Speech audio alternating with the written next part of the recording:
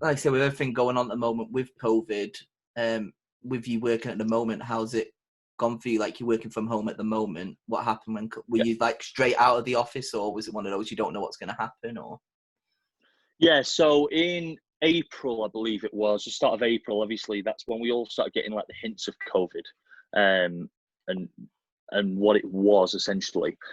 And then I think at first I remember a lot of people treating it as, oh, don't be silly, we won't get affected by it, we'll stay in the office. And then all of a sudden, things started getting a little bit serious. The government brought something out, and this was obviously at the start of April. And then when they sort of like nailed it on the head by saying, if you can work from home, that's when questions started getting arisen. We work in a very tight office, you know, there's definitely no 2 meters apart. And we just sort of like made decisions as a company to sort of get out and work remotely when we can. But that came around about the 10th of April. And so from then I worked from home till, I'm going to go as far as say maybe the end of April, maybe the very start of May, and then I got put on furlough.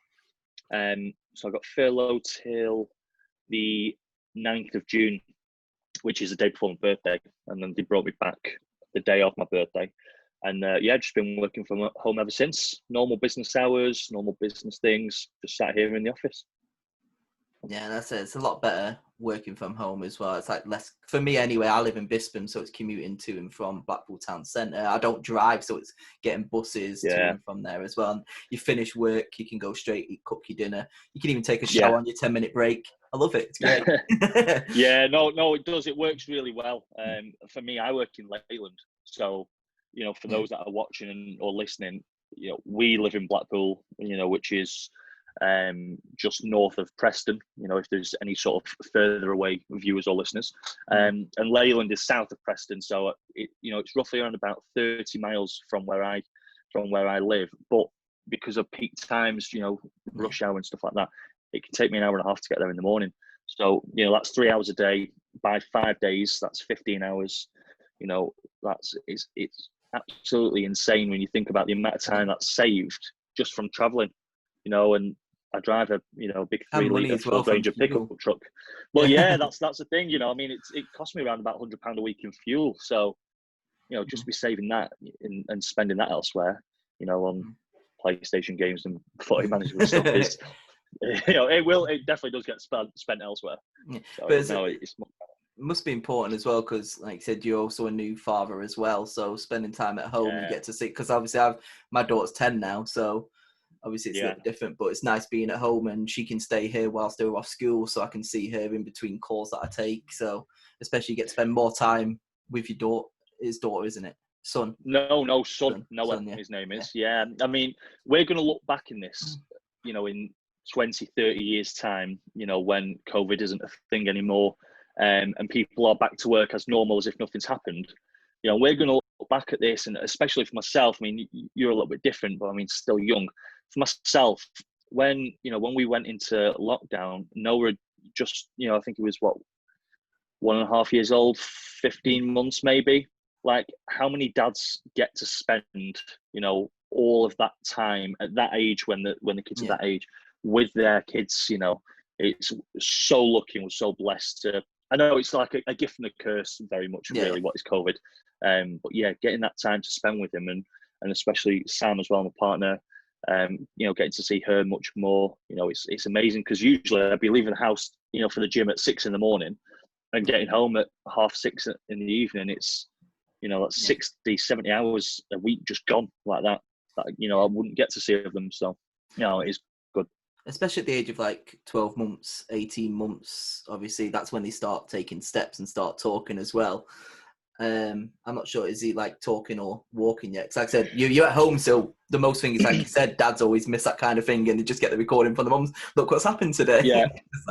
No, I know, and I'd be so devastated if I was to be missing out on all those things. I would be so devastated. But no, he's not talking yet, so he must 18, 19 months now. He turns 2 in November. So at the time of recording now, we are in August.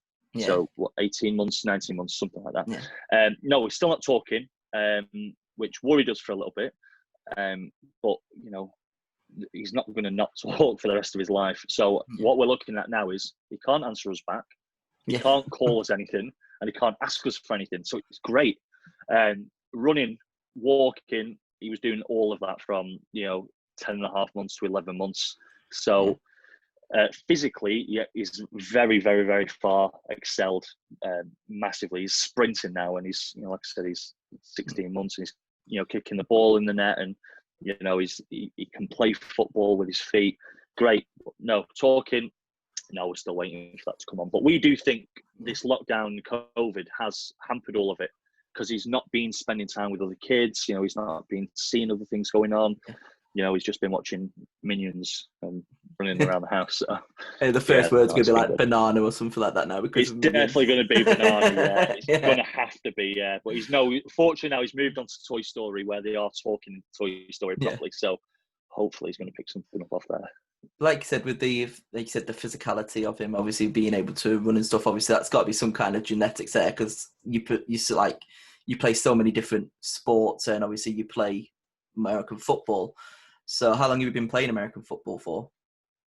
Yeah, so to touch on that, I'm 6 foot on a good day, if my hair's spiking up. Yeah. His mum, Sam, she's 5'6", 5'7". So for a girl, she's really tall as well. Obviously I'm well built. Sam's, very small, like in terms of build. She's very petite herself. But yeah, physicality, I don't think he's going to be short. And if he's going to be anything built like me, I don't think he's going to be very skinny either. But no, moving on. Yeah, American football. So when did we start playing? Roughly, it was about 2014 season. Yeah, 14-15 was my first season going into playing. Yeah. So, and have you only just played for Lancashire Wolverines? Was it you just went straight into them, or how did you find out about getting into American football? So, back when I was at college, after we'd left school, there was 2 guys on my course. So it's Sam Bloomfield and Eden Beasley. Both of those had played at junior level all the way through. So whilst we were playing football, and whilst we were wrestling on fields and throwing each other into ladders, they were playing American football. So they grew up with it, and got very good at a young age.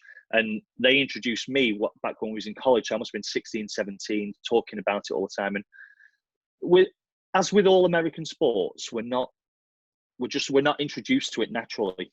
There always has to be some external factor that brings us in. With football and rugby and that sort of thing, it's just bred into us, just being English. But with the American football, there is an external factor. So after watching Sam and Eden talking about the American football and seeing some of the stuff, it sort of always triggered me, and it's something I'd always wanted to have a go. Now, I was never the biggest guy. I've always sort of been a little bit big, but never been, built. And so I never thought to myself I could play American football and I'd be good because I've got the size or the physicality. I never thought that. And then a few years later, so I must have been, in 2014, I would have been 24, 23. I think I'd literally just flicked the TV on one day. Denver Broncos were playing. In fact, I'll tell you when it was. Not off the top of my head for the year, but it was Peyton Manning's first season for the Broncos. So we'd come back from a neck contusion. He was previously with the Colts, and the Broncos had played the Colts in the divisional round. So that was my first sort of, going into it really. And I'd looked at it, and I sort of got in touch with Sam Bloomfield from college, and I'd said, listen, I want to get involved. How do I do it? And fortunately, so for those that know American football, the playoffs come around just after Christmas, with the lead up to the Super Bowl being roughly the first week in February. So the way that the American football season works is it will just move from the British season will start roughly around about April time and then end in September. So the season and the training, pre-season, all that sort of thing will start in February. So the guys who have got football all year round. Exactly. So if you've got the bug for it, through the winter, you can sort of keep watching in the playoffs and the Super Bowl. Everyone obviously watches the Super Bowl, so that's always a good start. Yeah. So you get to watch the Super Bowl, and then you think, I want to play this. Now what? Oh, pre-season's just started, and they're doing a rookie intake. Lancashire Wolverines So I'm from Blackpool, Lancashire. It's not that much of a big place. It's got to be somewhere fairly local. I mean, I wasn't driving at the time, but surely I'll be able to get there somehow. I think I'd messaged him on Facebook. Simon Purcell got back to me. He was the head coach at the time. By the way, still the best head coach I've ever played for. Let me note that down, just so it is live and it's been recorded. He is the best head coach ever. So he got back to me and he said, we train in Blackburn, but there is about 5 or 6 guys in Blackpool who play. And I'm thinking, there's not 5 or 6 guys in Blackpool who play. Like, social media is massive. Like, I'm quite a popular person in terms of knowing people, and I've worked on the doors in Blackpool and stuff. So I thought, I must know someone who plays it, surely. Anyway, I didn't actually know any of the guys who played it. I think they maybe just kept themselves to themselves. So you had Jack Watson, Joe Morgan, Kyle Greatbatch, and they were the guys at the time. And obviously Sam, he lived in Lytham, Eden lived in St Anne's. So they were the 2 guys that I knew at the time. So I thought, right, well, I'll travel up with those guys. Got talking on Facebook, and I remember Kyle Greatbatch, he messaged me and said, I'll come pick you up in the morning. It was a Sunday. Picked me up, Ford K8, freezing. One of his windows didn't shut properly. It was Baltic, and I think I remember snow coming down. So this would have been the 2nd or 3rd week in February. We turned up on, I can't remember what the place is called now. It's in Blackburn. And do you remember the old AstroTurf that you had in Stanley Park, where it was rock solid carpet and it's sand? Well, they was on that, and I thought, this is going to be brutal, because I know I'm sliding on my knees at some point. This is going to be brutal. Anyway, I turned up, and there must have been 100 guys there. Literally every shape and size that you know of a human being turned up that day. And I thought, I do not know how this is going to turn out. So I've played football, normal football, at a decent standard, and with normal football, everyone looks kind of the same. You get some taller people, you get some shorter people, but everyone looks kind of the same. And you kind of have a general gist of looking at someone and know how they're going to sort of perform. With this, you had guys who were 6'9", they were built like a fridge. You had 6'9" guys that were built small. You had short guys who were fat and massive, and I just thought, I have no idea how this is going to go. Anyway, so in our rookie intake, if you will, so they did it dead official. You had 3 weeks of rookie intakes, and if you made the cut from week 1, you made it to week 2, to week 3, to being invited to train with the first team. They never really looked at me and gone, this is the position you're going to play. They looked at me and said, you're an athlete, you're fast, you look strong, you can move, you've got good flexibility. We're just going to play you because athletes can play. So I said, right, no problem. Anyway, they moved me to be playing outside linebacker. So with my following of the Denver Broncos, Von Miller, number 58, was my idol. He still is. So I thought, right, I'm going to watch this guy. I'm going to study him meticulously, because anything I've ever done, I've always studied for, no matter what. I always want to be the best. So hard work, will get me there in preparation. So I've watched this guy, and I'm learning. And there was, there's a few guys at Lancashire Wolverines, and their defense was known to be a very good defense. They were nicknamed the Black Swarm. So meaning everyone literally just swarms to the ball. So I was thought, right, okay, I'm going to play defense. It's going to be great. I don't really know what it means, but I probably won't be scoring too many touchdowns. So yeah, it should be good. Just stop the quarterback from throwing the ball, basically. Just get to the quarterback and give him a tough time. Yeah. Now, I'll be brutally honest with you. I did not enjoy the first 4 months of playing American football. Now, I'd played football, like I said previously, at a decent level. I was not physically ready for the contact of American football. Now, everyone says about American football, oh, it's like rugby, but with pads on, it can't hurt and stuff.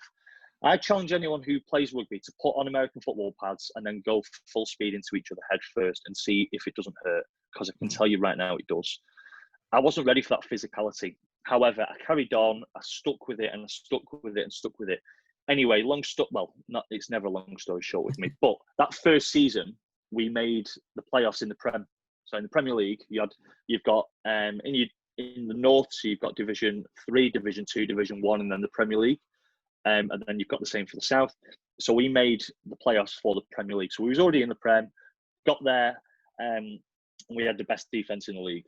Now, was I a big part of that? Probably not. I didn't play I probably didn't even play 50% of the snaps for that season, but we got to the playoffs.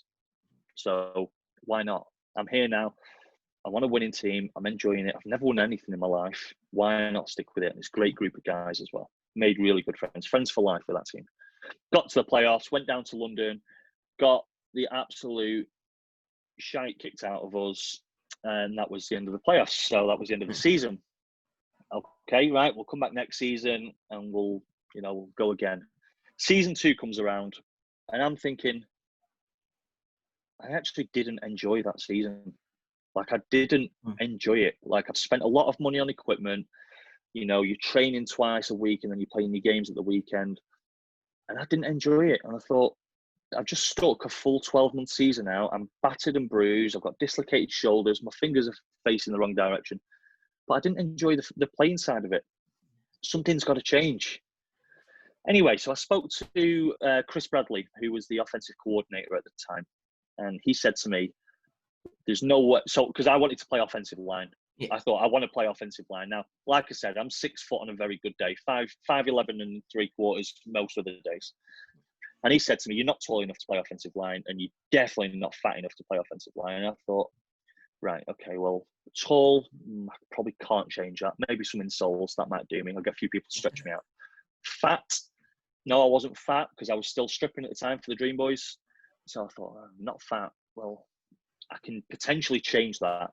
And let me tell you, Jamie, I ate like there was no tomorrow. And I got bigger and I got bigger and got bigger. Now, I never got fat. I just got bigger because I was training hard. I was bench pressing, through the roof. I was squatting through the roof. And anyone who knows me knows my legs have always been, like tree trunks. So I've got a good base. I've got a good foundation. My technique's very good. I've got fast feet and I've got good hands. I've got great vision and I'm willing to learn. So I said to him, not only am I going to play offensive line, but I'm also going to play offensive line for Great Britain. And I think at the time he just looked at me and said, yeah, of course you are. Yeah, Keep dreaming. No worries. Keep dreaming, kid. See, so, good dreaming, kid. This was in October. Now, October is the bit where, for anyone who plays American football, will tell you October is a tough time. The reason being is the NFL is about 2 months in at this point. So your head is just NFL. You are watching it all the time and you want to be playing. You're in the gym because you're watching this all the time. You're motivated. You think, I want to be playing. So you're messaging the coaches and just about anything, just because there's relevance and you want to get stuck in. Anyway, I said to him, right, I'm going to be playing offensive line this season. He says, right, we haven't got any spots at the moment opened up because we were very much the best player plays. Not if you come to training, you play.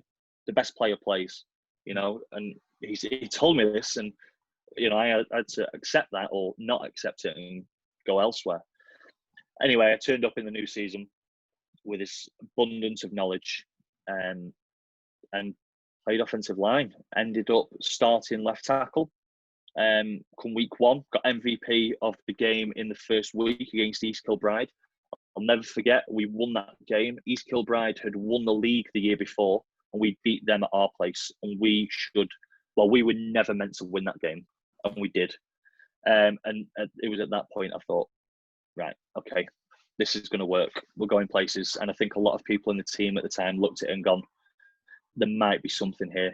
There might be something. Now, a lot of people look at offensive line and go, surely that's a much more physical demand on your body than playing linebacker, because you can play linebacker and you might not end up touching anyone for 8 or 9 snaps. The ball might have gone different your way. You might be stopped at the line.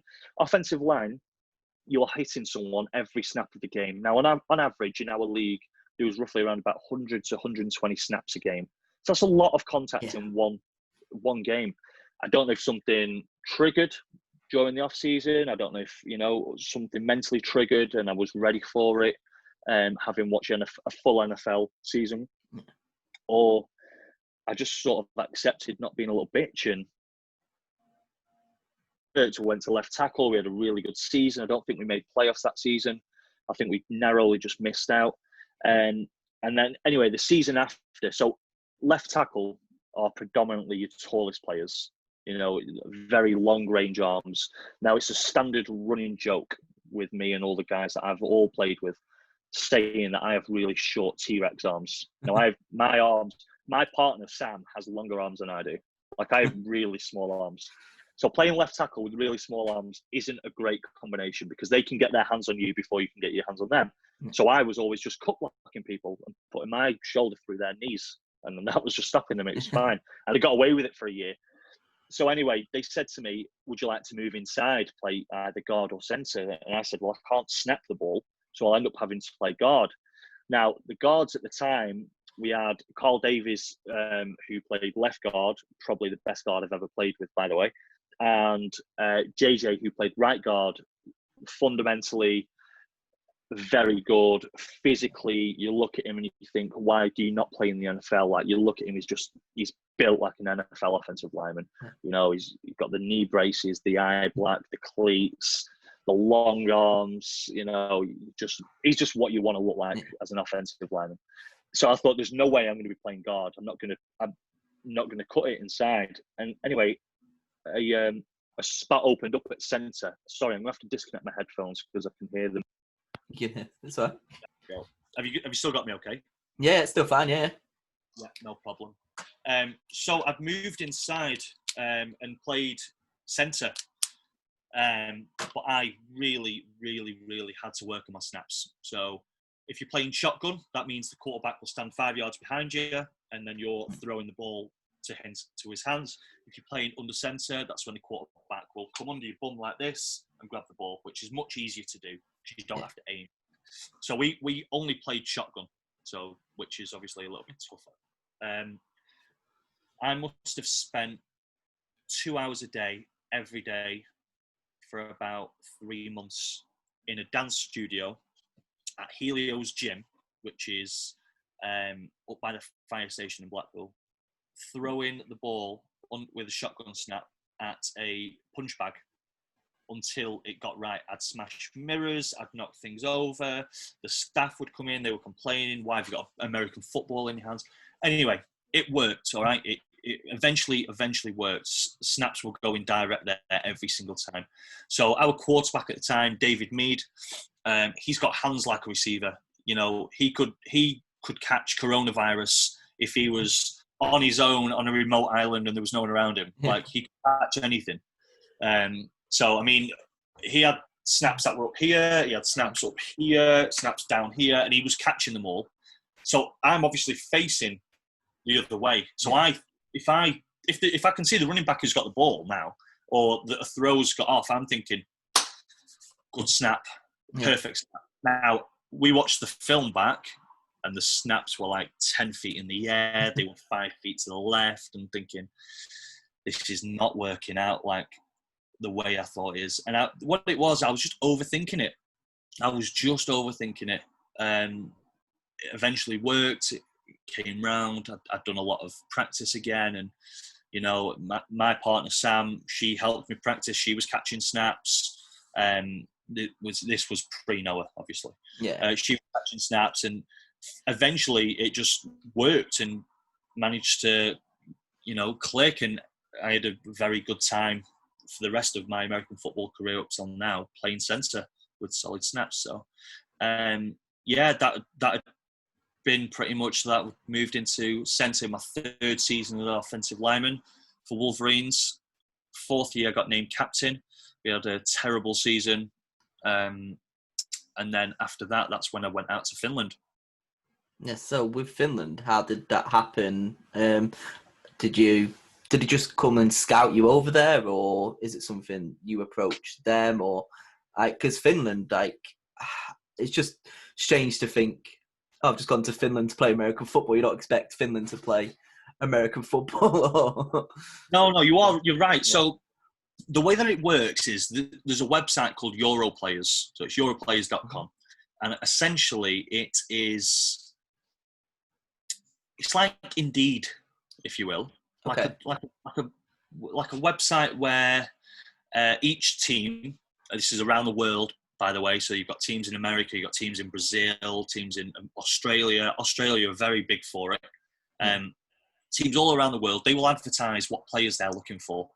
They They will advertise all the benefits, so that they'll advertise like how much money, what you're going to get, so like travel, your flights, all equipment, so on and so forth. And then essentially you apply. That's the way it is. So the way you would do it, you set up a profile. You can put your highlights on this profile, because all games of American football are all filmed, and they're all to a fairly decent quality. So we use Huddle. It's HUDL. Huddle's widely known and recognised as a sports like video breakdown tool. Normal football players use it, rugby use it, everything like that. So we used Huddle, made a highlight tape.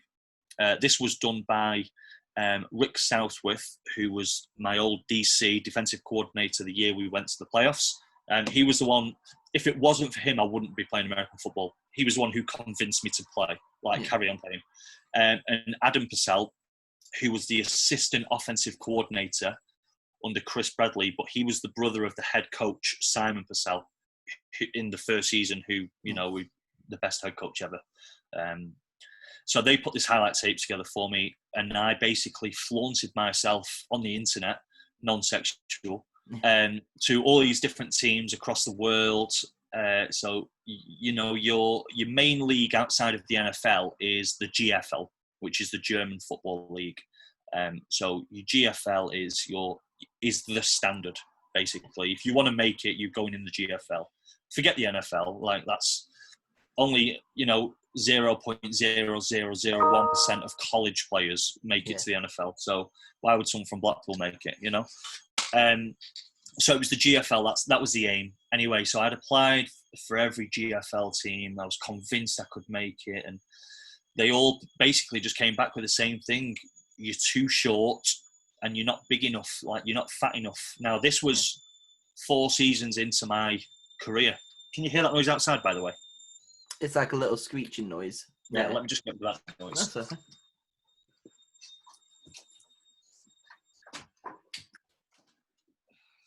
I didn't know if it was something like the connection or something, like sometimes. It's builders have got the audacity to be building at this time of day.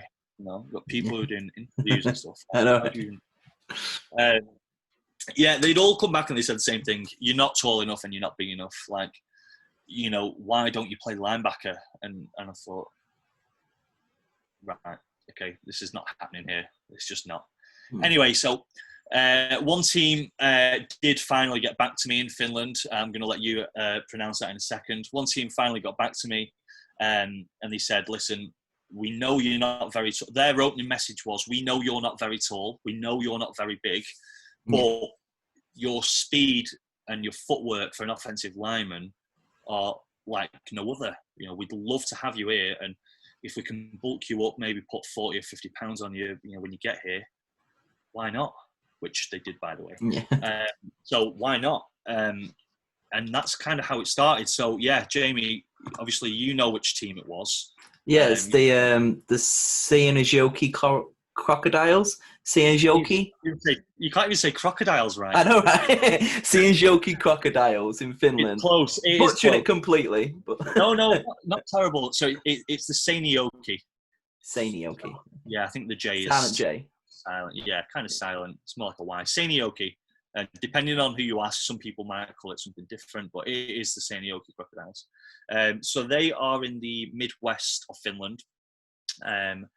Traditionally known for bringing over British guys. So they've got a few British players that play. I think they currently, as of 2020, they have one British offensive lineman out there now. I think he's a left tackle, very good player. Last season they had, so Spencer Cutland, he's a wide receiver. I think he's a dual passported player, so I think he's US/British. He's playing out there, but he's like a club favourite. He's smashed it. He's been there before and he's gone away and he's come back and he's having a very good season. Anthony Brooks, he was part US, part Scottish. So he's like a Wes Welker type player. To play in the slot, he's probably one of the best slot players I've ever played with. He was unbelievable. Great kick returner as well. So yeah, they were quite heavily known for bringing over British players, and it was really good. But we went over there in 2018. So the way it had worked at the time is I'd accepted a contract offer to go over and play as an offensive lineman. So I went over, my partner Samantha left her job and she came with me, which was, very daring to do. Yeah. Now, the kicker here, excuse the pun, we kind of did realise Sam was pregnant. Sam was 6 weeks pregnant when we went over there with Noah. So she'd only just fallen pregnant. Now, in Finland, and I'm not sure if this is sort of like runs through Europe as well, if you don't have a passport, if you're not Finnish there, you don't have that nationality passport, you can't give birth there. Otherwise, it's going to cost you an arm and a leg, or it might even cost you a baby, I don't know. Yeah. But yeah, you can't give birth there because, the baby's not that nationality because you're not that nationality. So the way that the season worked is we went over in the start of April and we were due to come home at the end of September. And Sam had to leave at the start of August. That was more due to flying reasons. I think past a certain amount of weeks, yeah, can't fly. So Sam had to come home early.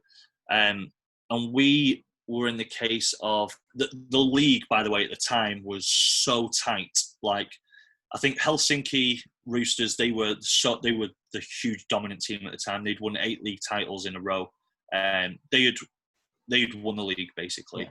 But, I mean, to get into the playoffs, the league was stupidly tight. So we were in the situation going into the final game. If we lost by a certain amount of points, we could have been relegated into the league below. And if we won by a certain amount of points, we'd have been in the playoffs. So, and I think the final game, I scored a 49-yard field goal. I'm also a kicker as well, by the way. A 49-yard field goal that put us in the lead. Then something happened, and they'd taken the lead back, and then we'd scored a touchdown in the final few minutes. But due to results elsewhere, we hadn't made the playoffs. So if we'd have made the playoffs, I would have been there till October. So which would have been very nervous for us because Noah's original due date was the middle of October. Yeah. So that made us very nervous. So that was Finland, really, in a nutshell. We made some friends for life. Jonathan Baker, he was the quarterback out there. He's one of Noah's godparents. He's one of the truly nicest people I've ever met, a real Christian as well. And he was like a brother to Sam when she was out there. Christian Powell, he was previously on the practice squad for the Pittsburgh Steelers. When I tell you now, there isn't a more natural-born athlete in the world than this guy. I cannot express that. He, as a running back, he is one of the most deadliest players. I still don't know how he's not playing in the league, like in the NFL. He's insane. Like, I watched a highlight of him the other day. He's ridiculous. Like, he is the Messi of American football. So if that's what the standard is in the NFL, like, it's just crazy to think how good he actually is, and, Tomas and, we had Tomas Chulik, he's one of my very good friends. We speak all the time still now. We have Pat Wilson. He's a British player. He played in Plymouth, the wide receiver. He's, again, to look at him, he's a black kid. He's, about 6'2", I think. To look at him, you don't think anything American football, but you put him on a field and he just goes up and gets the ball. He beats players off the line. He's just insane. He's just blessed with a natural touch of American football. And I think for me to go out there as one of the better players in the UK at my position, to go out there and sort of be a very average player in that league, I was very, it was a humbling experience, Every training session, we were training 4 times a week.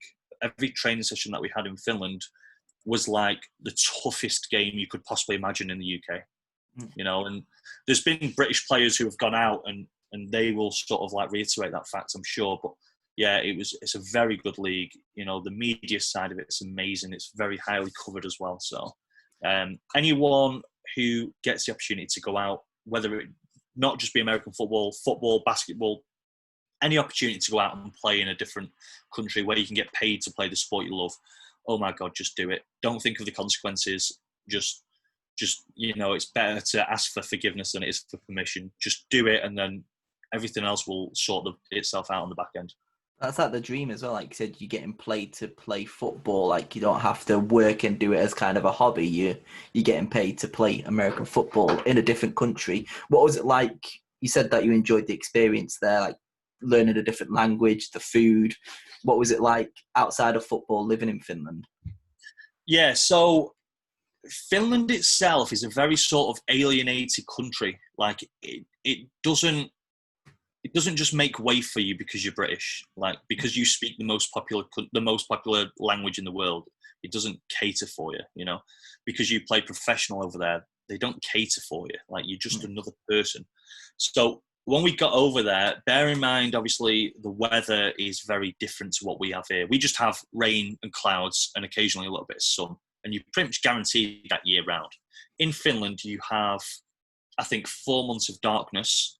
And then you have, I think maybe 4 months of, in between. Yeah. And then you have 4 months of just pure brightness. It was very weird to get used to. They call it midnight summer. I suggest everyone look at it. I think there's a few weeks of the year where there is not any darkness at all. So it can be midnight till 6 a.m., still as bright as it was at 4 p.m., the following day. It was insane. We had to have industrial blinds put in, and it was nuts to think about things like that. But the food, it's not too dissimilar from over here. They have little coffee places and sort of pizza places. Now, going back to what I said earlier about putting the weight on, when I first got there, I remember walking. This was literally the first experience I had with anyone after we got off the plane, really. I remember walking into the head coach's room. Michael Mattingly, his name is, great guy, from Virginia. So I remember walking in, and he literally looked me up and down. He went, "We're going to need to put some weight on you really, really quick." And I was just like, "Oh shit. How is this going to work?" Anyway, so we had buffet tickets. So, because obviously we didn't pay for the food, so we had buffet tickets every single day. You go and eat somewhere. Now, these buffets they do not hold back. It is not like Pizza Hut where you go up and you get a few and they kind of look at you and no, don't come back, don't come get any more. This was oh no, we've got all this, and then we've got 8 more times this just in case you do want any more. Anyway, Michael, it's just coming up to you, bringing the plates out. Hey, have some more. Yeah, there was oh, do you want any more? I know you don't, but I'm going to ask you anyway. They was honestly especially like I said, Michael Mattingly, every single day, I'd get back from lunch. What did you eat? I had 3 pizzas, 4 bowls of chips, 2 sausages, and a bowl of ice cream. He's and he'd go, "Damn, Johnny, we need you to eat more, man. We need you to eat more." I'm thinking, I've never ate this much in my entire life, and I still think I'm a big eater, and I've never ate this much. What do you mean you need me to eat more? And when you talk about pizzas, you talk about a full size, proper pizza, not just slices, yeah. I'm not talking full slice. I'm not talking full pizzas. We don't know what full pizza means. Finland don't know what full pizza means. I'm sure they're like America when it comes to portions. They are not shoddy portions. These are pizzas upon pizzas upon pizzas.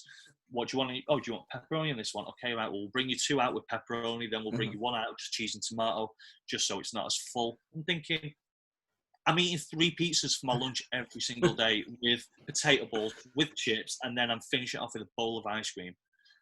So I went over to Finland in 2018 on April the 20th, and I weighed, the day I left the UK, I weighed 202 pounds. Now, kilograms and stones, I don't really know. I just go off pounds for some strange reason. I'll let you figure that one out. So I weighed 202 pounds. I came home from Finland 6.5 months later, weighing 279 pounds.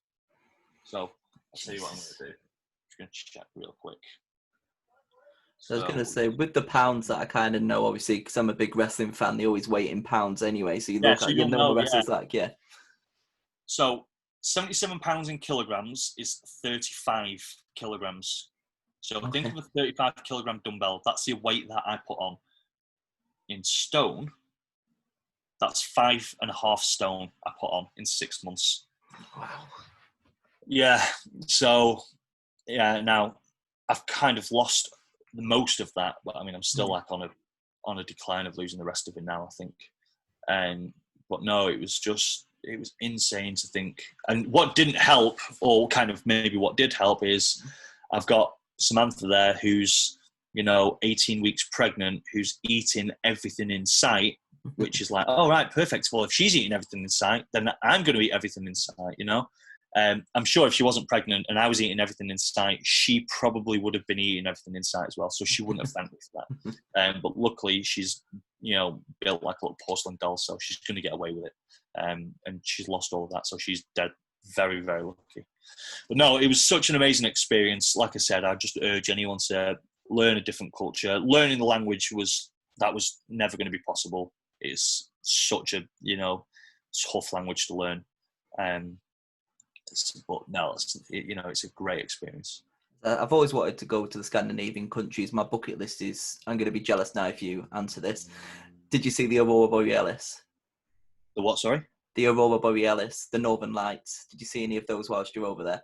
If you no, did. I didn't. That's right. I didn't, but Christian Powell, who I just told you about, the running back, he posted on his Snapchat the other day, and he did see them. I'm thinking, oh, Jesus Christ, you were so lucky. But they looked absolutely unbelievable. There's some really amazing things over there, that unfortunately we didn't get to do. Lapland, we didn't get to do that, which I think that would have been real nice in the winter. Yeah, but obviously now you're back in the UK, and obviously like you said, you got Noah now. After American football, did you go back to Lancashire Wolverines, or what is it that you're doing now? Are you still carrying on with American football, or? So we're in a bit of a tough situation at the moment. So I've had 2 open shoulder dislocations on this shoulder, and during American football, and I've had 1 shoulder dislocation on this shoulder pre-American football. So my shoulders are kind of like shot to pieces, regardless of whether you're wearing pads or not. So on the body, it's always going to be tough, no matter what. Now I'm 29 now. Some people might say that's like a prime age. You might be at your prime physical condition for playing American football. I beg to differ personally, but some people do. So the season after Finland, when I'd finished in Finland, I'd posted a picture of the jersey hanging up behind me with the boots hanging up, the standard retired photo, if you will. And posted that, and everyone was like, no, don't go, don't retire. And I was like, no, I'm done. You can't convince me. I'm done. Right, okay, I'm not done anymore. I'm out of retirement. And that That's when you think I'm done, they pull me back in. They just pulled me straight back in. The game takes no prisoners, and it pulled me straight back in. And, one of my best friends, Michael McGugan, who I now work with, he plays left guard for the Manchester Titans. So the Manchester Titans, to me, were always a smaller division side. They were sort of like we played in pre-season, we beat them. Over the last few years, that has definitely not been the case. Sam Bloomfield, who I mentioned, he's now the quarterback of the Titans. Luke Carlton, he was my offensive coordinator when I was at UCLan. Probably one of the most insane minds of offensive football that I've ever come across. He's beautifully gifted up here when it comes to it. Their role at the Titans, like I said, Carl, who I played guard with, he was at Titans previously. Jack Watson, he went and did a season at Titans. So all of a sudden, with Sam Bloomfield in there, Luke Carlton, Michael McGugan has been there for a few years now, like prior to those guys. He'd been at Yorkshire with that. They built a huge dynasty and such an amazing program, as a football program itself. I think I could be corrected, maybe. I think I might get corrected here, but they have the biggest program of American football in the UK. And what I mean by that is youth teams, flag football teams, which is hugely popular. I'm not a huge fan of it myself, but it's hugely popular, especially for fitness, that sort of thing, and non-contact. So you've got your flag teams, you've got all your youth teams coming up. I think they've got under 16s, 17s, under 19s. They've got the adult senior team. They've now got a B team, which they're calling the Manchester Bees, playing with the name. Yeah. So we've got the B team because the adult team is too big. So they've got that. They've got a women's team, which is one of the best teams in the UK. So, most of the staff on Manchester are involved with the Great Britain setup. So they got it going so good. And if there's going to be any, programme to follow in the UK with American football, they have to look at the blueprint for Manchester Titans because that's the future and the way it should be run, really. So going back to my original point, Michael McGugan, he plays guard for the Titans, and he talked me into going to playing for them. So I did, and I went down. A few things happened here and there, which I won't go into, but I kind of came away and I thought maybe this isn't for me. Hung the shoulder pads back up. I thought, no, it's not meant to be. I'm a big believer in faith and fate, and things. Everything happens for a reason. Yeah, I'm a huge believer in that. And the fact that I'd sort of built this Titans thing up to be something amazing and be going down, it's going to be great. We're going to win, the national title. And, as far as I was concerned, I'd done everything that I wanted to do in terms of, I'd played pro, I'd earned money, I'd traveled the world, I'd done this, I'd done everything. So I didn't want to go back into football and think, like, I don't really have a reason to be here, but I'm just here anyway. I didn't want to do that. So, like I said, Mike had basically taught me around, we're building a dynasty. Let's have one big year where we're just going to win it all. We're going to do everything. And he did. He talked me into it. I went back down. We went on Mike's stag do in Huddersfield. Well, part one of his stag do, part two is going to be in Benidorm, but COVID hit us, so we're rebooking that. But we went and did his stag do in Huddersfield, and that was with basically the entire team in Manchester. So you've got 20 Titans. I'm sure they'd love to be called that. So you got 20 Titans and one Wolverine, or they will always see me as a Wolverine, if you will. And I'm out with those, and they're all like, "Come on, it's the right thing to do. We're going to win a title. Look how much fun you're having with us. It's going to be great." Anyway, I was just like, "Do you know what? You are so right. This is going to be so good. We're going to win a national title." Like, the offensive line was amazing. The offense was amazing. The defense was class. I thought there's not going to be a better time to win a title. I didn't win the title in Finland. I've never won a title with Wolverines. I've always been a bridesmaid and never the bride. So I thought, do you know what? I'm going this one more time. Bang! COVID. Don't think so. No, you're not. So again, if I go revert back to everything happens for a reason, this would have been the third time that I'd attempted to go to the Titans and win something. And now I've been set back again. Am I meant to go back to the Titans and win something? I don't think so. I don't think it's, Now, this season is null and void, pretty much like the Premier League should have been, really. But this season... That's why I said it. So the season's been null and void, so nothing's going to happen for the remainder of this season. So essentially, we would be halfway through the season now, being in August. So the season finishes in September. So, going back to what I said earlier, the season again wouldn't really start till the start of February. So, and I work very closely with Mike. Like I said, he's my best friend. We talk every single day. Yeah. Whether Becky likes it or not, which is his partner, whether Sam likes it or not. We talk all the time. I'm pretty convinced he has got 6 months of being able to talk me into going to the Titans again. Am I going to play one more season? I say no. Come February, we'll find out. Yeah, come February, I probably will. I've said no so many times to so many things, and it's actually ended up happening. So I've got to a point now where if someone says, "Are you going to do this?" I don't know. Maybe. So yeah, that's where my American football career is at the moment. I'm in a good enough shape at the moment where I can build on the amount of weight that I've put on to be a very dominant force back in the UK and win a league. Yes, I want to win a league. Like I said, I've never won a league in anything. I've never won a trophy. I've always had runners-up medals. So I don't think there'll be a better opportunity especially in a playing capacity of any sport, to win something than I will be doing if I go back to Titans. So watch this space. That's all I can say about them. To be fair, like I will go back early on in say your career. You were a BCW World Heavyweight Champion, if that counts. So, oh, you know what? Yeah. I was. I held 2 titles. I was a BCW Tag Team Champion with Psycho, which was Lee, and then and I was a BCW World Heavyweight Champion as well, which obviously I think that might have made me the youngest BCW champion at the time, which is still a record.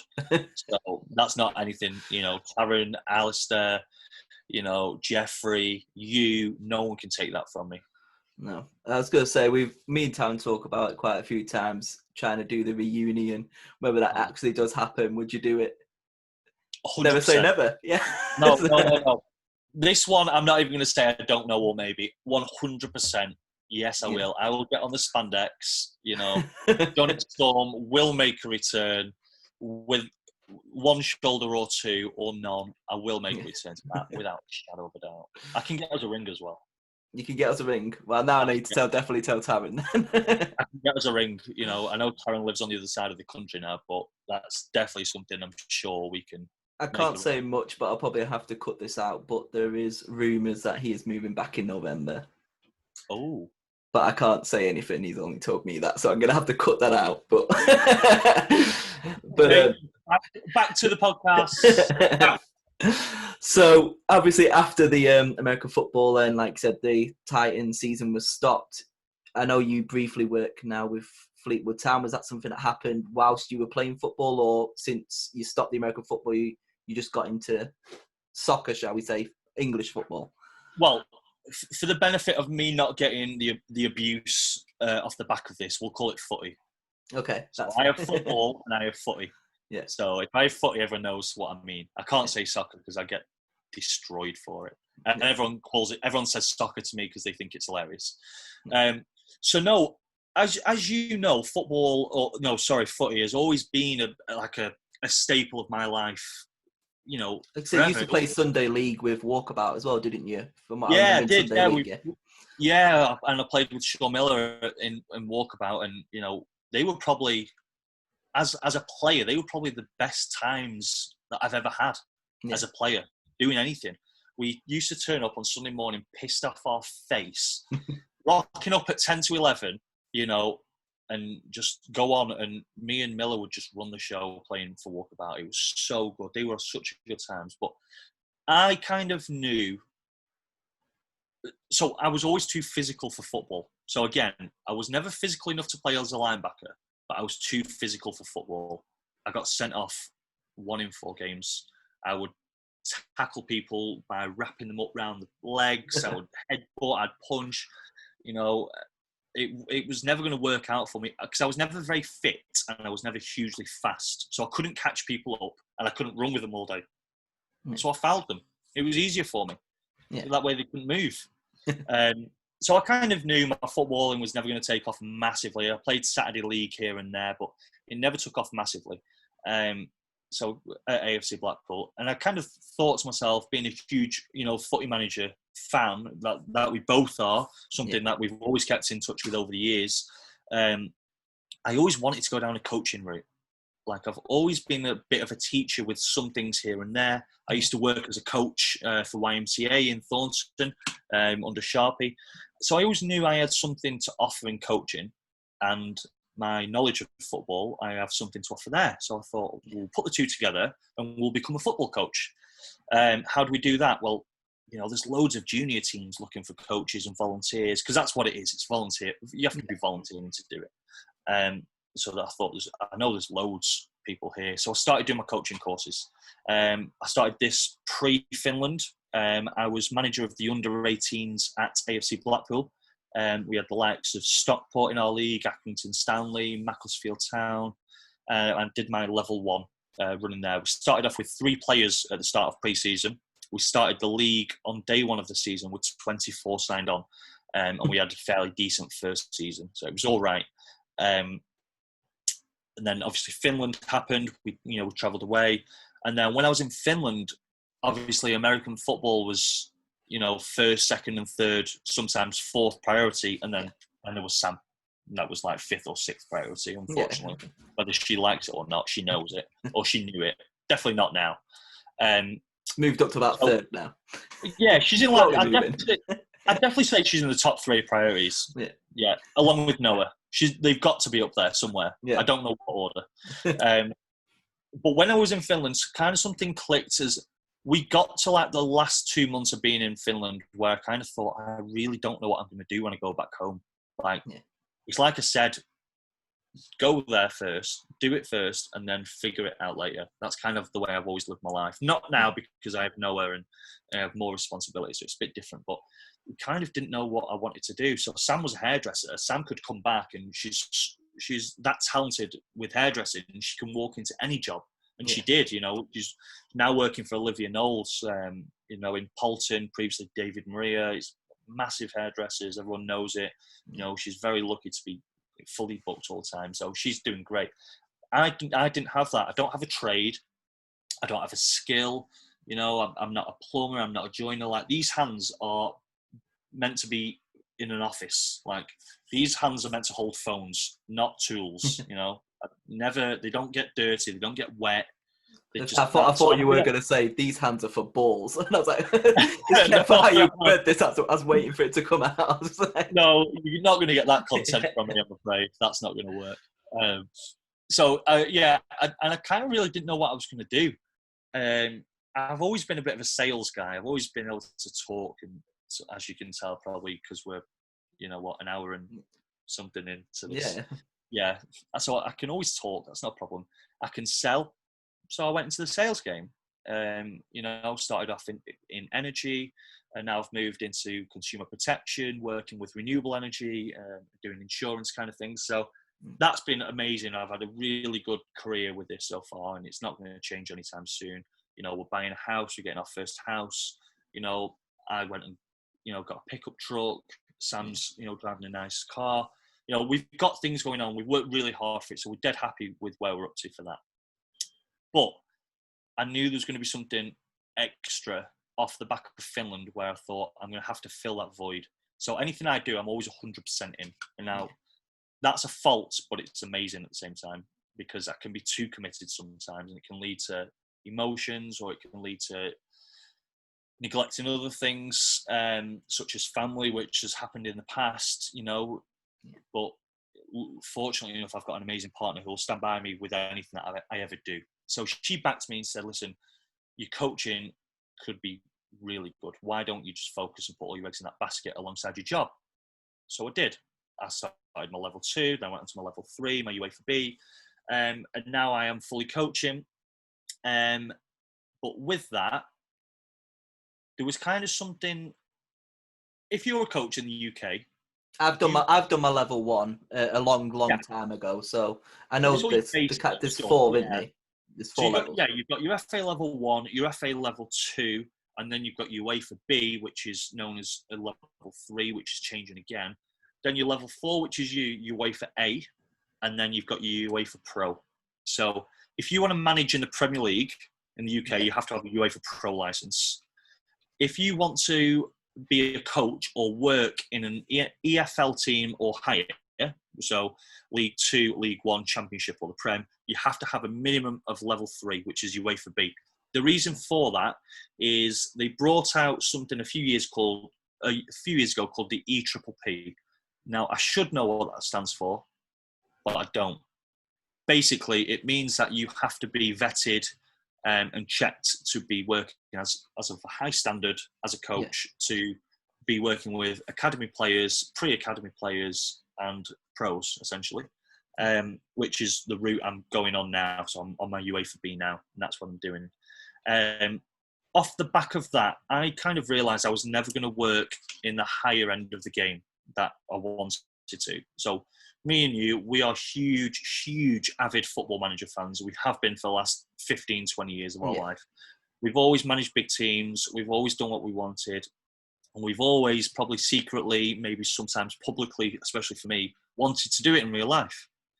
But yeah, I realised... You see some people, I think I've seen a news article a few years ago, some Saudi Arabian kid got a job as a manager because he played Football Manager and showed what he did on Football Manager and got a job as a manager. Like, you can't do that in England. I've seen that so many times. We there's a guy who did it in Spain. I think he went over there as his normal job, and he worked as and he did the tickets. He was doing tickets outside the ground for them, for the club. Anyway, then he became the media officer. Then he started doing his coaching badges, and somehow he's now wound up as the manager of the club. And this is in the Spanish, 4th tier, which is absolutely insane because that's a high standard. So, but anyway, I kind of thought to myself, it's never going to happen. I'm never going to get myself into those tiers, purely for the fact in the UK, you've got the PFA, which highly encourages ex-professionals to give back to the game. So if you're under the PFA and you've played professional, you've been at an academy at a high standard, which I never have, you automatically get offered these coaching courses, the ones that I'm talking about now, UEFA B, UEFA A, and you get encouraged to go back into the game.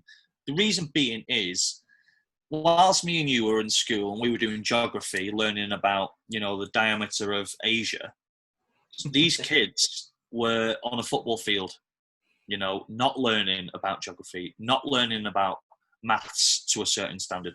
So the way they looked at it is they never stood a chance to go out and get a proper job because they were never skilled other than being footballers. So the PFA looked at it and said, right, okay, we're going to put you into the coaching program, or we're going to put you into a funnel which can put you back into the football world and essentially earn money for the people who don't make it as footballers.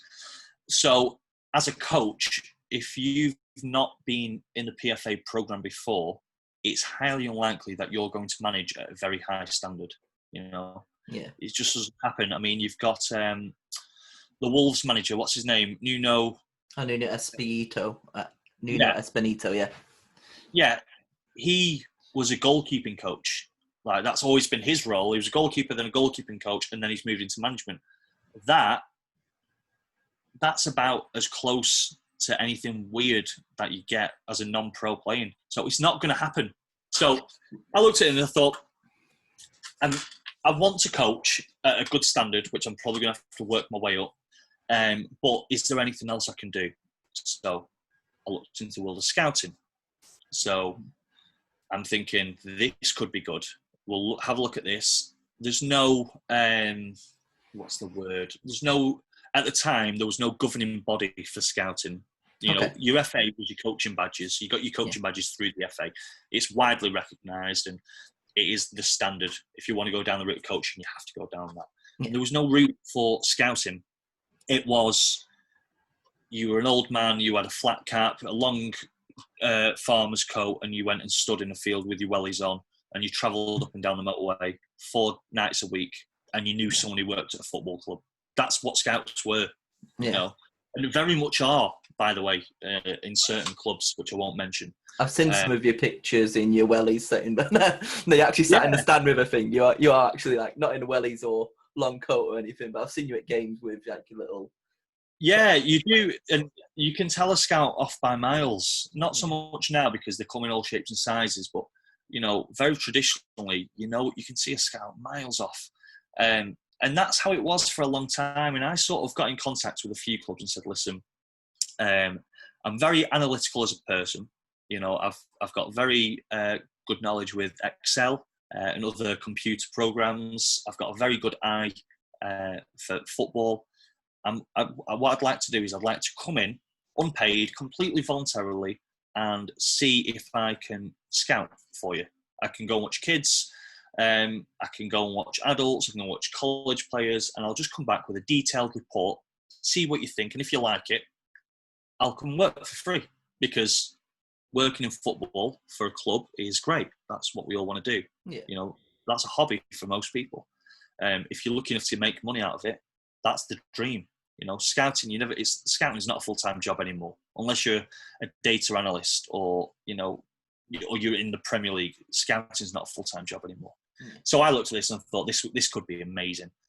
Anyway, so I got in contact with someone who I knew that did something for the academy at Blackpool. Now, me being a Fleetwood Town fan, it's not something I really wanted to do, working for Blackpool, but, we all have to be somewhere if there's an opportunity. Anyway, so we got in touch with those guys at Blackpool Academy Recruitment, and they basically said, "Yeah, let's get you on board. Go out and watch XXX and player. Let me know what you think." And that's it. And I thought, Jesus, this is very sort of unofficial. You know, I'll add you into a WhatsApp group, and then you can let me know what you think of him. Right. Well, is this back when Oyston was in charge? Yeah, it was, yeah. Yeah, when there was definitely no money. Yeah, there's no nothing. So I thought, right, well, this isn't amazing. So I sort of wanted to branch out and look elsewhere, see if there's something. Anyway, I got in touch with someone at Fleetwood. Great guy. Won't mention who it is for the obvious reasons. Got in touch with someone at Fleetwood, and he was amazing. He basically just said, "Listen, we've got a group of around about 9 or 10. Would you like to come in and, you know, we'll give you matches?" And he said to me, he says, "What age range do you watch?" Now, I never thought that this would be a thing where they would give you the option. And I said, "Well, I prefer to be looking at the higher end, the higher ages of players, so like you're 15 onwards." And he said, "Great, we don't want you going out and watching a 9-year-old if watching a 9-year-old isn't anything to you, because what's the point? It's not beneficial for you. It's not beneficial for us." He was great about it. He's given me a few assignments. Anyway, went out, did them. He liked what he saw, and that's where I am now, essentially working under Fleetwood Town. It's non-paid, it's non-contracted, but it's a great team. They've just got their new Cat 3 license, I believe it is. Don't quote me on that. Which now basically puts them in the same category of club and reputation as some Premier League clubs. So they're in League One, and they've got the reputation of, you know, of some Premier League clubs now, in terms of being categorised. So the club is on a massive, you know, going really good places now. Yeah. Joey Barton involved. He's class manager. I know he's off-field antics and sometimes on-field antics weren't shone in the best light. But I'll tell you now, as a manager and as a coach, he's unbelievable. You know, I've gone and watched, now I'm working from home. Sometimes I've gone out on my lunch break and watched some of the, because I live around the corner from Poolfoot, which is the training ground. Yeah. So I've gone and watched some of the training sessions, and let me tell you, some of the detail that you see, like, you just think to yourself, like, you won't get shown this in coaching courses. This has come from him. And this is why ex-pros are managers, because they've seen it all. You know, he's seen that for 20 years. He's been around, you know. Worked under about, God knows how, X amount of managers as well. So, yeah, you know, taking the best of everyone. He has, yeah, and the way that the staff are there, and, you know, they're all so meticulous and detailed. It just makes you think there's a reason now why ex-pros are in the game, because they've seen it, they've experienced it. Yeah. And for non-ex-pros to go in the game, you either have to be the most hard-working person in the room, or you have to have a very, very ridiculous eye for things, you know. So I'm hoping that can be me. I'm a hard worker. I do have a good eye for football, good eye for players, potential and talent. Whether it goes any further, I don't know. I would love it to, but we'll see. But for now, I am mostly coaching and focusing on the coaching side of things. So with you saying scouting and work with Fleetwood Town, is the actual dream, like, this would be the best thing to happen? Would you be on Football Manager next year? Is that the dream? Just see your own name on there, scout. So, yeah, I definitely won't be on Footy Manager next year. Yeah. I think anyone who plays Footy Manager, especially avid players like us, know and will agree, if you work for a club and you get your name on Footy Manager, that is about as good as making it. That beats all league titles or anything. There is no real other way of saying I've made it. Like, you know what I mean? That is just seeing your name on an unedited database, on the official database, on a game that is sold worldwide with millions of buyers, and your name is on there, is just, that's something different. That's something different. Imagine being on Football Manager and you get your head of scouting comes to you, or your head of coaching, or whoever it is who makes the decisions about hiring and firing staff, says, "We have space for another scout. Here's a few recommendations." And imagine your name pops up and you just think to yourself, Jesus Christ, like, that's it. That is the ultimate. That's the golden gate. You know what I mean? That's that's headlining at WrestleMania. Well, that is headlining at WrestleMania. There is no two ways about that. That's the number one draft pick. So, if that's the goal, essentially to get on Footy Manager is the one. But who knows whether that's going to be for Fleetwood, whether it be someone else. I would hope it would be for Fleetwood, but Well, hopefully, you never know. We might hopefully get somebody from Sports Interactive listening. We might get it on there, and they'll be like, get in contact with you and get you in that game. Get some. What do you think your judging player ability and potential would be? Oh, so my attributes, I would have 15 determination, 12 adaptability. Judging player ability would be 17. And judging player potential probably be about 15, I reckon. Yeah. I'd be like in your tier 2 of scouts, maybe tier 3. I'm not top tier, no way. I wouldn't be able to put myself in there, but I'd be in your mid range. You'd renew my contract every time it came up. You'd renew. You'd send. You might not give me pay rises, and you might not give me bonuses, but you'd renew my contract. Yeah. And I wouldn't even be tough to negotiate with either. I'd accept it. Just go for it. So do you usually do that, Hans? You mentioned before you do all the training on Football Manager. Do you actually take control of all your scouting team as well to do specific missions, or do you just leave it to your chief scout? I recently did it where I took over the scouting to obviously scout all the different competitions. Again, with the training, I delegate to my assistant manager, but with scouting, I decided I'm going to take it over and see what happens, scout all the competitions, try and find some decent young players. Do you do that as well? Because you mentioned you can be there for hours just training. So on Footy Manager now, I can't think off the top of my head if there's anything that I actually dedicate to anyone else.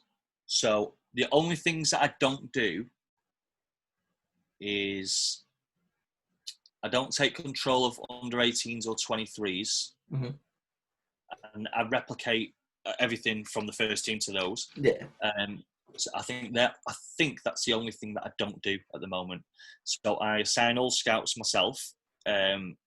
I take control of all training and individual player training. You could ask me about any player in my team and I could pretty much give you a full breakdown biography of my player. I could tell you how long he's been there. I could tell you how much he's earning. I could tell you how long his contract's for, his best attributes. I could tell you his worst attributes. I could tell you who he plays good with. I don't know why. My mind is in that game. Always has and always will be. I've got an unreal save going on with Fleetwood Town at the moment. You're one of those as well, because I'll be having dinner and I'll just start thinking about, I need to look at this guy and I need to figure out who I'm going to play. I've got the Champions League final coming up. I need to figure out, I'm against PSG. Who am I going to? Have you got a book? Got a book. Oh my God. Yeah, don't talk to me about thoughts, because when you play American football for 6 years, you start to lose brain cells and you start to lose memory capacity. So when you do have these thoughts and you're eating your tea, Jose Juan Busquets, he scored 4 goals with his left foot this season and 4 with his head and all with his right foot. But I'm playing him on the left-hand side. Maybe I should play him on the right-hand side.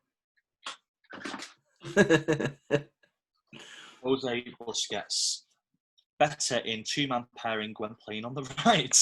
And then that'll be it. That will be it. Like, I've got in there right now because it came to me when we started talking that I need to work on my attacking set pieces from the left-hand side because I don't have a suitable right-footed corner taker. So I have my left footer taking corners from both sides. They're all out-swinging.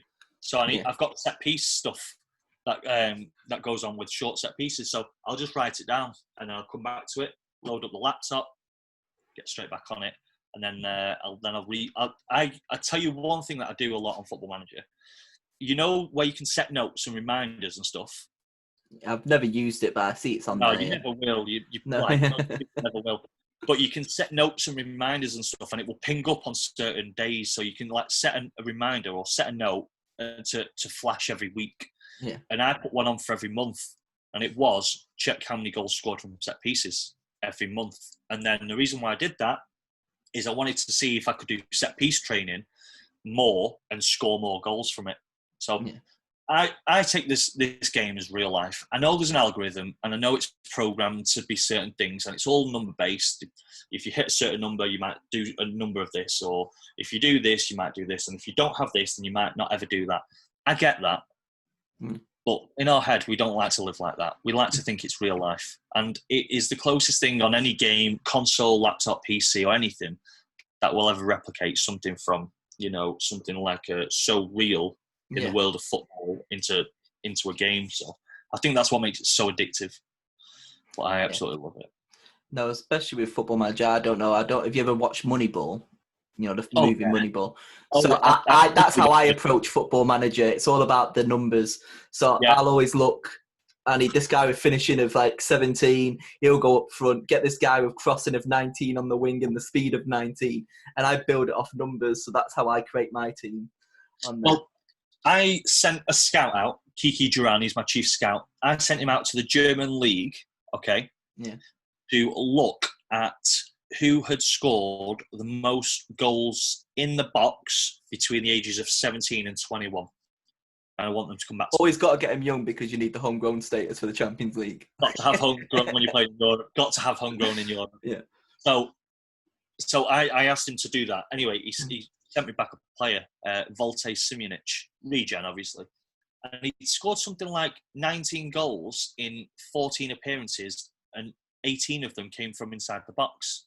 And I'm thinking, right, well, I need a poacher. That's what I'm getting. Yeah. So it's absolutely insane when you think about the way that you can use stats to do that sort of thing and your attributes. And especially if you're going to do Moneyball, again, I think I took a punt on a player. Who was it now? I can't remember who it was. It was a right back anyway. I took a punt on a player, and his attributes had to have a minimum of 16 crossing, 16 pace, and 18 determination. Anyway, it came up with like 9 players who I'd never heard of. So, because I clicked on it, show only realistic first team appointments. And it came up with like 9 players I'd never heard of in my entire life.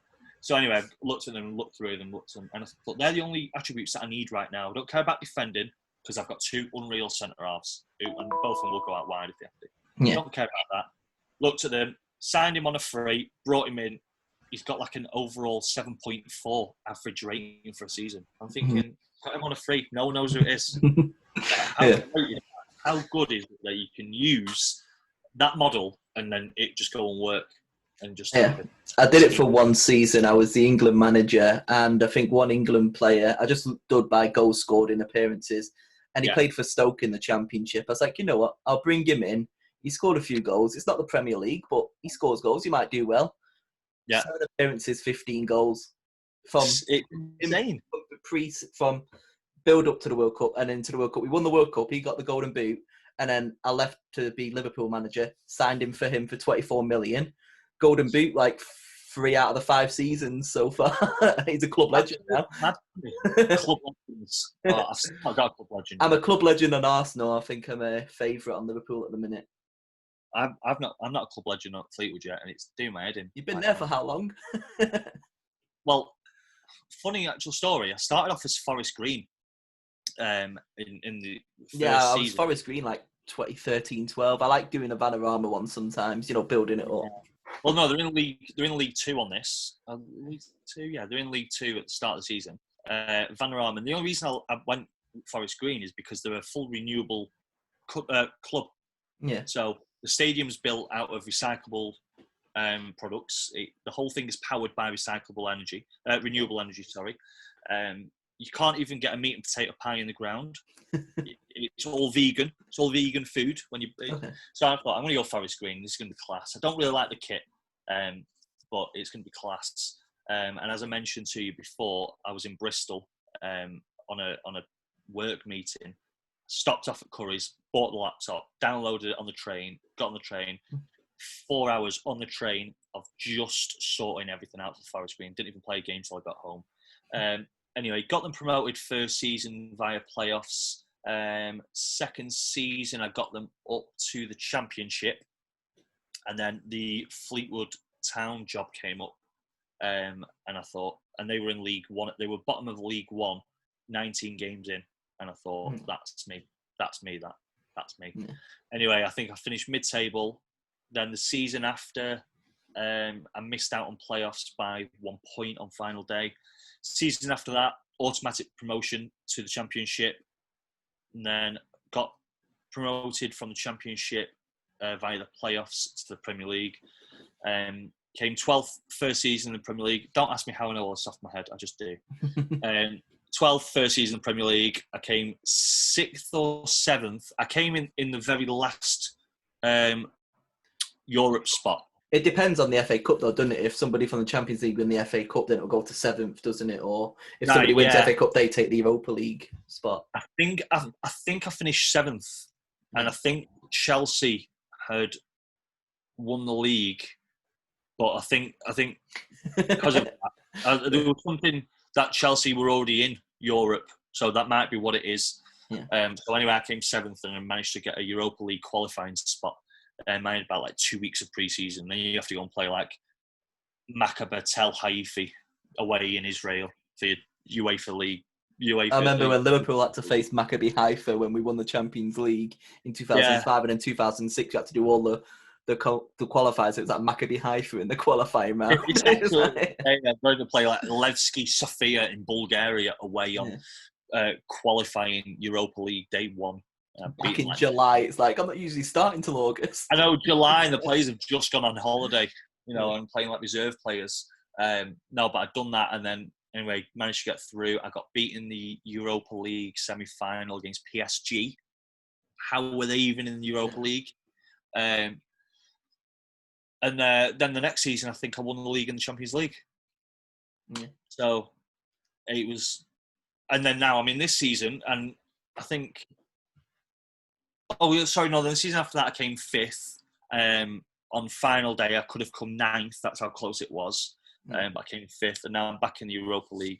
I've just smashed my group, so I've just qualified now for all the knockout stages of the Europa League. But still Fleetwood, and I've only got 2, maybe 3.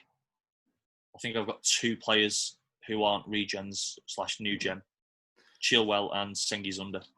Do you do the same thing like I do as well when you start a new game? You don't have any stats, Sunday League football, minimum coaching and everything. Yeah. Sunday League football with no experience, full journeyman, get them all, build them up. Yeah. And I got to. Do you remember me saying you have to have a UEFA Pro license to play in the Premier League? Yeah. That's the name on FM. You have to. All the managers have to be pro licensed. And I was midway through the Championship with Fleetwood, and they wouldn't put me on my pro license. And I thought, and you're gonna get sacked at the end of the season. It was in a contract year as well, so I always let my contract run down. Like I never renew it. I think I like the drama of when it comes around. More. All the news articles are like, "Oh, is he going to renew his contract?" Yeah, I don't know why. We're just weird. We're built weird like that. And I thought, oh my god, it's going to come down to it, and they're not even going to renew my contract because they're not going to put me through my UEFA Pro license. But fortunately, no, they did because they couldn't not. But no, I'm still a club icon at the moment, not a legend. So it's. I think I must be close to having a son in the game as well. A son? I must be very. Yeah, because you can get a son in the game, can't you? Can you? You didn't know this? Some for yourself? Yeah. So after you've done 10 years, like after your 10th year, you can have a son in the game. What, does he just randomly join your like youth team or? No, they don't necessarily play for you. They can play for anyone. Oh. I've debated it. If I get to like 2040 or 2045, I might retire and then create a new manager as my son. That's not a bad idea. Yeah, and then try and replicate and try and beat what I did. No, so I think the reason why. So one of my other best mates, Jamie Mackay, he's a massive footy manager, but he's one of those guys who likes the old footy managers. Like Championship manager 0102, whatever that. Yeah, he plays 0102, but he's famous. Him and his mate Ricky are famous for playing FM05. Like they're famous for it. And he always like talks to me like his FM05 season. He's like, I don't know what formation to use. I'm like, well, I play like 4-1-2-3 asymmetrical, and he's just like, I can play 4-4-2 or I can play 4-3-3. Yeah. And I'm like, Oh right, yeah, forgot. You about can't that. drag and drop your plays into wherever you want. No, I usually play. no. I have two formations. I have a 4-2-2-2 at the minute with Liverpool. Narrow. Yeah, so no wingers. But my second formation is 4-1-3-2. Because with Liverpool, I don't really have 4-1 midfielder, 1 attacking midfielder, 2 wingers, and 2 attackers. I like 2 up top. They work better as a 2 for me. That's a diamond 4-4-2 diamond wide. Yeah, but with Arsenal, I was similar 4-1-3 because they had Nicolas Pepe. I signed Jadon Sancho, so I had wingers, so it was beautiful. But Liverpool, I had Harvey Elliott. I didn't have anyone on the left, so I was like, I'll train Harvey Elliott to be a attacking midfielder. Yeah. Yeah, so, sure. Gives me life. No, I play 4-2-3-1, or I play 3-5-2. Yeah, when I was England, I was 4-2-3-1 because again, they didn't really have a lot of strikers at the time, and you need more defence in international football. Yeah, naturally, otherwise you get punished. Yeah. So I don't know if you saw the other conversations with everybody else towards the end. I like to do a favourites round, like a quick fire questions. Okay. So we'll start off with like favourite movie. Hangover. Yeah, The Hangover. Just the first one. I mean, I like them all, but I mean, The Hangover. I watched that 3 times in the cinema. Like I literally went 3 times to watch it. Yeah. Like I enjoyed it that much. If not The Hangover, then it would probably be pretty much anything with The Rock in it. Yeah, I love The Rock. Have you seen Joker yet? Joker, yes. Oh my god, it's the same director as The Hangover. Oh, is it? Is it the same guy? Yeah. No, that was dark. The Joker was dark. Like, I mean, I expected it to be dark, but I mean, I had shivers running down my body numerous times. Like, Joaquin Phoenix is an unreal actor. He's actually one of my other favourite films, Lad of 49, with firefighters in New York. But no, that was dark. That was very dark. Yeah. So you just briefly talk about Joaquin Phoenix. Do you have a favourite actor? Would it be Dwayne Johnson then, or? No. So I have a few different favourite actors. So I have Mark Wahlberg is probably my favourite go-to actor. I just find him really funny. Like his own like little takes on things are just really funny. Like he's just got some really class parts. Denzel Washington is the boy. You know, like he's just he reminds me partly of my dad. Like he just parts of him are just so like he just comes across as very knowledgeable. In anything that he does, it's just like he knows everything about anything, and he's just he makes everything like just so much better. Anything that he's in. Do I have another favourite actor? I don't think I do. No, I'll be it. This is a 2-parter: favourite band and favourite singer. Take That is my favourite band. I'm guessing you won't allow me to go Gary Barlow's favourite singer because it's kind of the same thing. No, I had somebody who said Queen was her favourite band. I was like, you can't have Freddie Mercury, sorry. Freddie Mercury is Queen. Yeah. So you can't have that. Favourite singer would be Ben Howard. Yeah, Ben Howard. Do you have a favourite song? Favourite song is Rule the World by Take That. But my favourite Ben Howard song is Keep Your Head Up. Keep your head up, keep your heart up. Yeah, that's all. I had this conversation about Take That. We'll listen to it in the car the other day. Never Forget, the Ultimate Collection, which is like amazing. But you can't beat Never Forget. Never Forget is just unbelievable. The song, great song. Even when they got back together, like Patience and The Flood were just incredible as well. Yeah, I've seen them live numerous times in numerous different countries as well. Yeah. Like I've travelled to other countries just to watch them live. So, no, they are class. Never Forget is an absolute classic. That's sang by Howard. Everyone thinks it's Gary Barlow, but it's not. It's sang by Howard. And he's probably like the least talented singer out of all of them. So, yeah. Just a great song. Written by Gary Barlow. Do you have a favourite TV show? Favourite TV show? So that's obviously, that question 10 years ago, people would go, yeah, my favourite TV show is Friends, The Simpsons. But Friends now on a different class, so you can't really say that anymore. Yeah, it's like its own shit class. Yeah. So yeah, I would never say that. But no, TV show now, it's obviously very different because everything's Netflix and Amazon. So it's all series. And once you've seen it, you probably won't go back to it. So what I'll do is I'll just give you a list, a top 3. I'll probably know what top 3 because it can't be controversial. Coming in at number 1, I would say is Peaky Blinders. I think it's just class. I love the fact that it's old, and it can't just be recreated anywhere. A lot of thought had to go into it. And I love the fact that they use budget actors for it. I know Cecilia Murphy isn't naturally a budget actor, but... Like Sam Neill was in it as well, weren't he? At one point. Wait, actually, I'm taking my words back. Tom Hardy's in it. Yeah. It's not budget. But they're not like well-known Hollywood actors that are like the supporting actors. They're just like guest roles in it. But they are unknown people to make it feel like it's Birmingham in like the 1900s. Yeah, and I still haven't watched it yet, but I know what it's about. It's on my list to watch. You've not seen Peaky Blinders? No, it's on my list. I've got it. I just haven't watched it. How long is this list? Jesus. Right, I'll move on from that before I get upset. Many of your list I've actually watched. Yeah, your list is probably big that you've watched. My second favourite is a series called Banshee. I've watched series 1 of Banshee. It's weird that you've watched series 1 and not the rest. I find that very odd. Banshee is a very...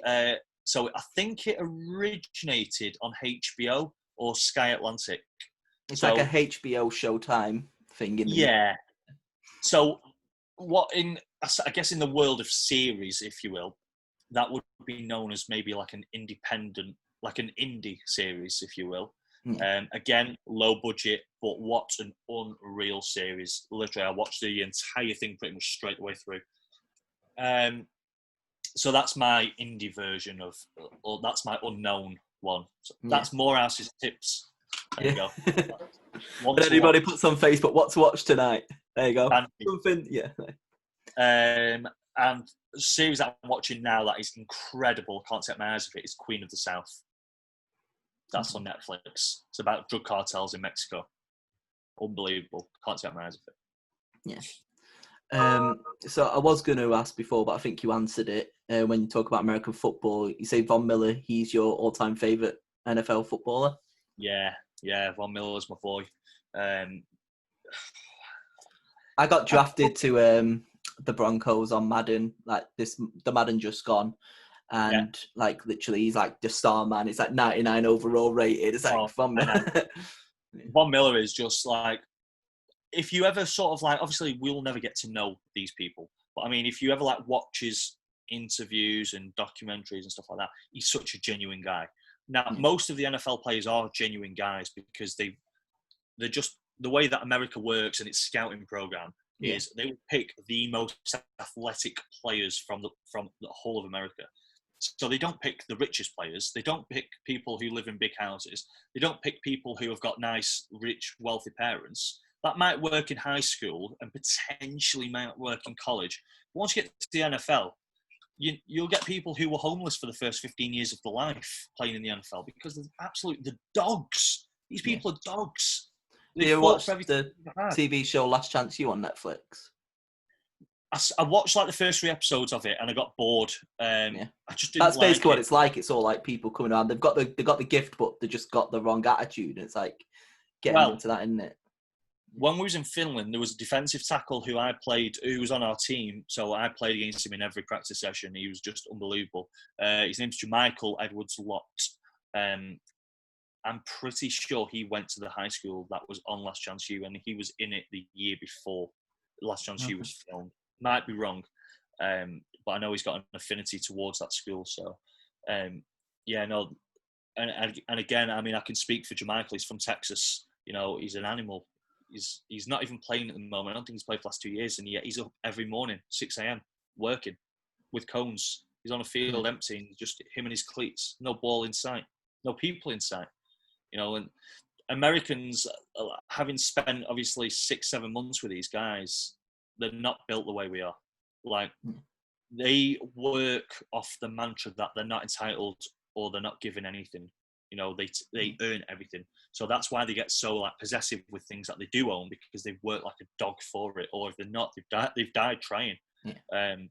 So no, I've nothing but utmost respect for Americans.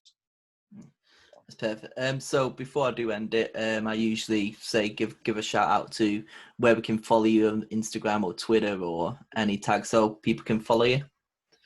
Yeah, Johnny Moorhouse 1 on Twitter, or at Johnny Moorhouse on Instagram, and get me on Facebook, Jonathon Moorhouse. Instagram is mostly going to be pretty much my day-to-day life.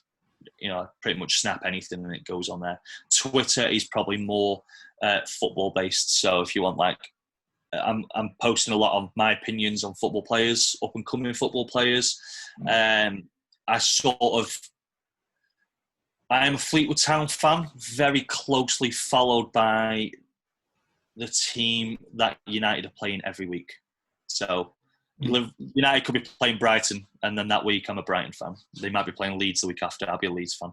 So you'll see a lot of comments that they probably look like they're anti-United, but they come from a good place. The comments come from a good place. It's not all hate, I guess. That's perfect. Is there anything else you want to talk about the future, what's to come, or before I do that? So, yeah, I mean, what's to come at the moment is I'm a first-team coach at Garstang. They're in the North West Counties League at the moment. We're still in pre-season. We had some very good results against some very good opposition over the last few weeks. That's with Scholesy, so Richard Cookney, he's the manager. You've got Andrew Forsyth, only known as Foz. He's the assistant manager. And I'm just the first team coach there. So that's going really well. Absolutely love it.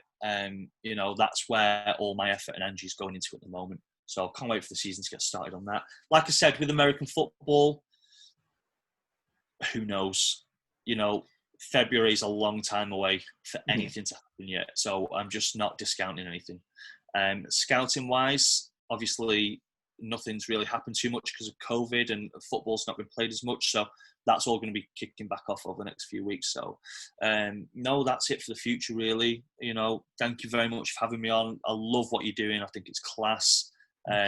Content, you know, is going to be really good. If you can take like bits of everything from everyone that you're doing, you know, the people who are watching and listening to this are going to be, you know, in for a lot of a treat. Not necessarily from what I've done, but, you know, you've had comedians on in the past. I know you've got a basketball player coming on very soon.